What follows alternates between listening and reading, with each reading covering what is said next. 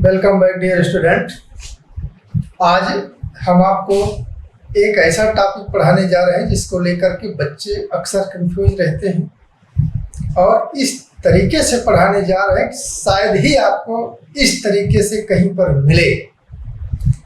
जैसा कि मेरे चैनल का शुरू से एक फार्मूला रहा है, ट्रिक मेथड। मैंने इस टॉपिक को एक फार्मूले के माध्यम से, ट्रिक के माध्यम से आप तक इस तरीके से पहुंचाने का प्रयास किया है जिससे आपको इसके बाद फिर कभी किसी प्रकार का कंफ्यूजन इस विषय में ना रहे।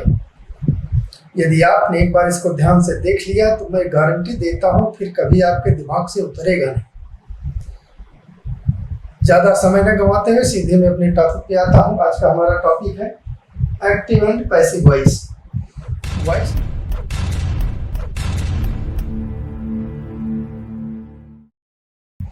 वॉइस मीन्स आवाज़ होती है।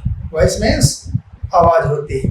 आवाज़ को हम, अपनी बात को हम भी वॉइस में व्यक्त करते हैं। अब इसको हम दो तरीके से व्यक्त कर सकते हैं।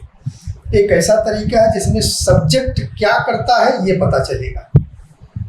जिसमें सब्जेक्ट क्या करता है ये पता चलेगा, इसको हम एक्टिव वॉइस कहते हैं। अगर इसको दूसरे तरीके से कहें, सब्जेक्ट से क्या करवाया जाता है, समझ गए ना, इसको हम पैसिव वॉइस कहते हैं। पहले कॉन्सेप्ट को जानना जरूरी होता है। एक्टिव वॉइस का मतलब सब्जेक्ट क्या करता है और पैसिव वॉइस का मतलब सब्जेक्ट से क्या करवाया जाता है। ध्यान रखिएगा। अब हम देखेंगे कि एक्टिव वॉइस को पैसिव वॉइस में कैसे कन्वर्ट करते हैं। मैंने यहाँ पर आपको कन्वर्ट करने का एक फार्मूला बना के दिया है। अगर आपको पैसिव से एक्टिव वॉइस में कन्वर्ट करना है तो इसका जस्ट उल्टा करना होगा। कुछ भी नहीं करना। आप जान सकते हैं कि जिस नियम के तहत एक्टिव से पैसिव बना है, इसी नियम के तहत पैसिव से एक्टिव भी बन जाएगा। कुछ प्रैक्टिस के द्वारा हम आपको किसी और वीडियो में इसका कंप्लीट कॉन्सेप्ट क्लियर भी करवा देंगे। मुझे उम्मीद है कि इसमें इसके बाद आपको कुछ जानना शेष नहीं रहेगा। ध्यान से देखिएगा।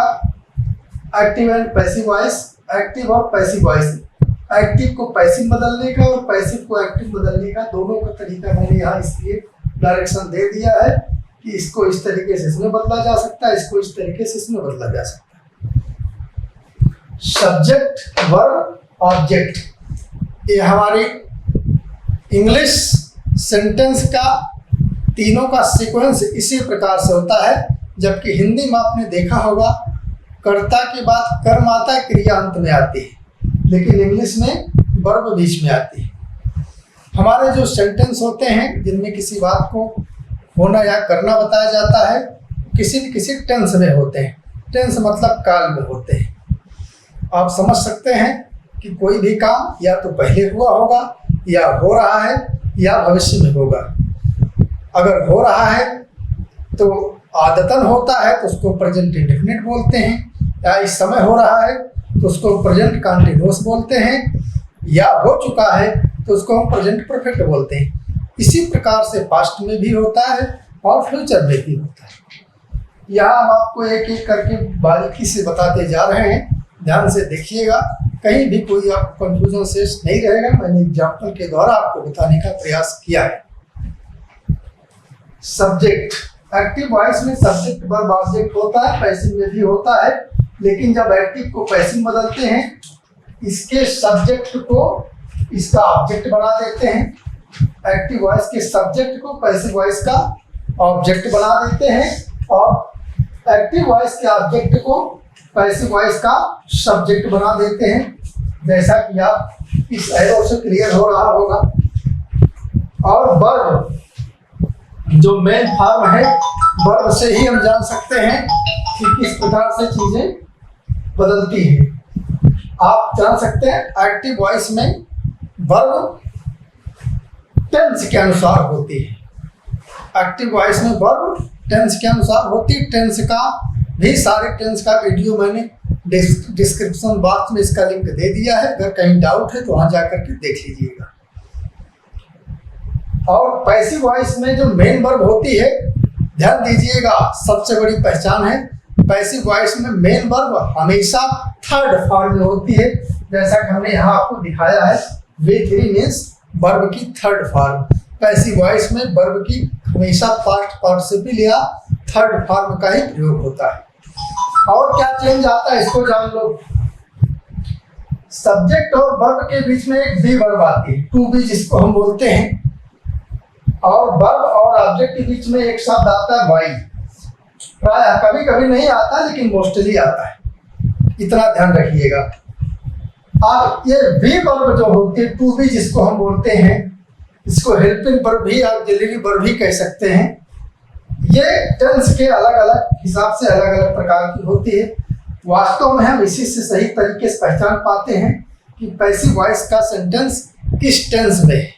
अगर हमने यहाँ पर मिस्टेक कर दी, हम पैसिव वॉइस के सेंटेंस को नहीं पहचान पाएंगे और फिर पैसिव वॉइस के सेंटेंस को एक्टिव में नहीं बदल पाएंगे। अब देखिए, एक एक करके हम बताएंगे कि ये वर्ब टू बी किस प्रकार से अलग अलग टेंस में लगाई जाती है। प्रेजेंट इंडेफिनिट टेंस में जैसा कि हमने कहा, अगर कोई काम आदतन होता है, कोई काम आदमी करता है, मैं जाता हूँ, मैं स्कूल जाता हूँ, तो एक आदतन है, वर्तमान की आदत है। अगर पहले होता था तो पास्ट की आदत होगी। ये आप समझ सकते हैं। टेंसों की जानकारी यहाँ हम देंगे, फिर वीडियो बड़ा लंबा हो जाएगा, इसको आप वहाँ जाके देख लीजिएगा। प्रेजेंट इंडेफिनिट टेंस का सेंटेंस अगर एक्टिव वॉइस में, उसको पैसिव बदलते समय यहाँ सब्जेक्ट के बाद जो वर्ब भी है इज एम आर होता है। ये आप जान सकते हैं। सिंगुलर सब्जेक्ट के साथ इज होता है, आई के साथ एम होता है और प्लूरल के साथ आर होता है। उसके बाद सारी चीजें वर्ब है कि थर्ड फॉर्म आएगी, फिर बाई आएगी और ऑब्जेक्ट आएगा जो इसका सब्जेक्ट था, ऑब्जेक्ट बन गया। For example, he writes a letter, ये प्रेजेंट इंडेफिनिट का टेंस है और पत्र लिखता है। यहाँ देख रहे हैं ये लेटर, ये क्या था, यहाँ ऑब्जेक्ट था। ये क्या था, ऑब्जेक्ट था। इसको हमने यहाँ क्या बना दिया, सब्जेक्ट। इस ऑब्जेक्ट को हमने सब्जेक्ट बना दिया। ये सिंगुलर है इसलिए हमने इज लगा दिया। वर्ब की थर्ड फॉर्म भी को, राइट को हमने थर्ड फॉर्म रिटन है, रिटन लगा दिया बाय ऑब्जेक्ट। एकदम तो गणित के फार्मूले, मैथमेटिकल फार्मूले में सारी चीजें आ गई। एक भी चीज आपको इधर उधर नहीं मिलेगी अगर आपने इसको बिजनेस समझ लिया तो। जस्ट इसी प्रकार से प्रेजेंट कंटिन्यूअस है, इसमें इज एम आर के साथ बीइंग आ जाएगा। ध्यान दीजिएगा, इज एम आर के साथ बीइंग आ जाएगा। बाकी सारी चीजें जस्ट वैसे ही रहेंगी जैसा कि प्रेजेंट इंडेफिनिट में था। ये letter is being written by. यहाँ ध्यान दीजिएगा, ये इसका सब्जेक्टिव फॉर्म है और ही इसका ऑब्जेक्टिव फॉर्म है। कहीं गलती से ही का ही इन मत रखिएगा, समझ गए। हर प्रोनाउन का सब्जेक्टिव ऑब्जेक्टिव पॉसेसिव फॉर्म अलग अलग होता है, ये गलती ना होने पाए। प्रेजेंट परफेक्ट है, यहाँ इसकी जगह क्या हो गया, हैज या है प्लस बी। सिंगुलर के साथ हैज है, प्लूरल के साथ है। ये आपने टेंस में वैसे भी पढ़ा होगा, हैज या है का प्रयोग होता है। अगर ये बी न लगा होता, ये क्या हो जाता, यहाँ आप देख रहे हैं थोड़ा सा अंतर है। यहाँ बेन लगा है, यहाँ बेन नहीं लगा है। इसी से पता चल रहा है सेंटेंस पैसिव वॉइस में। अगर ये बेन न लगा होता तो ये अगर इसी बेन को हटा दें तो ये सेंटेंस एक्टिव वॉइस में आ जाएगा। समझ गए ना, बारीकी से देखिएगा। He has written a letter has been written by him. Past indefinite में आते हैं, यहाँ वर्ब टू बी की जगह क्या आ गया, ये क्या आ गया, वाज या वेयर। सिंगुलर के साथ वाज है, प्लूरल के साथ वेयर है। सब्जेक्ट को आप पहचानते होंगे, सिंगुलर प्लूरल क्या है। ही रोट ए लेटर, उसने एक पत्र लिखा। A letter was written by him, एक पत्र उसके द्वारा लिखा गया। क्लियर हुआ ना। ये सिंगुलर सब्जेक्ट है तो वाज ही रहेगा। अगर कई लेटर्स होते तो यहाँ वेयर हो जाता है। क्लियर हुआ ना। पास्ट कंटिन्यूअस है, was were plus being. Was were आप जान रहे हैं, सिंगुलर प्लूरल, बीइंग सबके साथ है। जैसे यहाँ इज एम आर के साथ बीइंग था, यहाँ वाज वेयर के साथ बीइंग है। He was writing a letter has a letter was been written by him. No doubt, clear. Past perfect में आते हैं, हैड बीन। यहाँ क्या आएगा इसकी जगह, हैड बीन।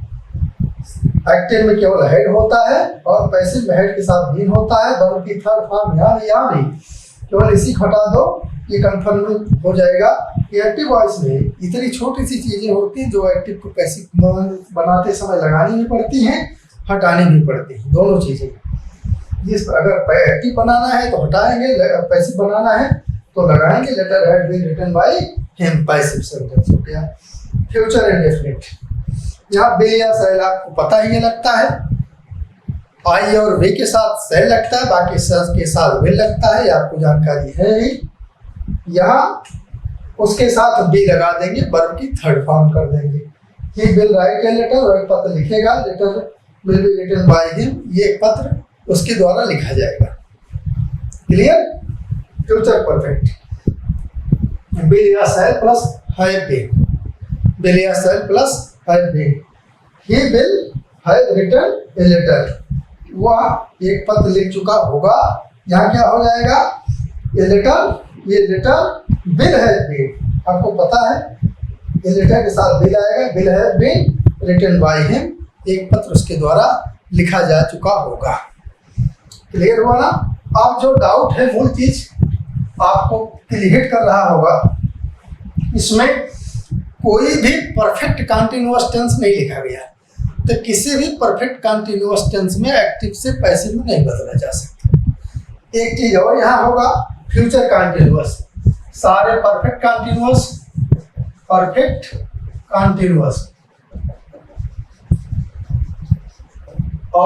फ्यूचर कंटीन्यूअस,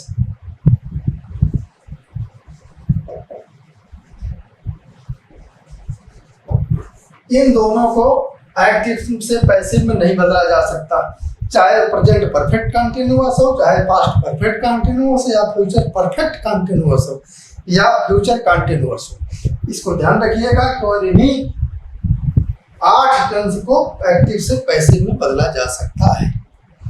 इतना ध्यान रखिएगा, इसका स्क्रीनशॉट जरूर लीजिएगा। ऐसा आपको मैथमेटिकल फॉर्मेट में एक तरीके से, एक जगह एक तरीके से आपको शायद ही कहीं मिले। इसको 1-2 बार दिमाग में रखिएगा, प्रैक्टिस करिएगा। कहीं कोई डाउट हो तो कमेंट करके पूछिएगा, बहुत जल्दी आपसे फिर मिलेंगे। Thank you, best of.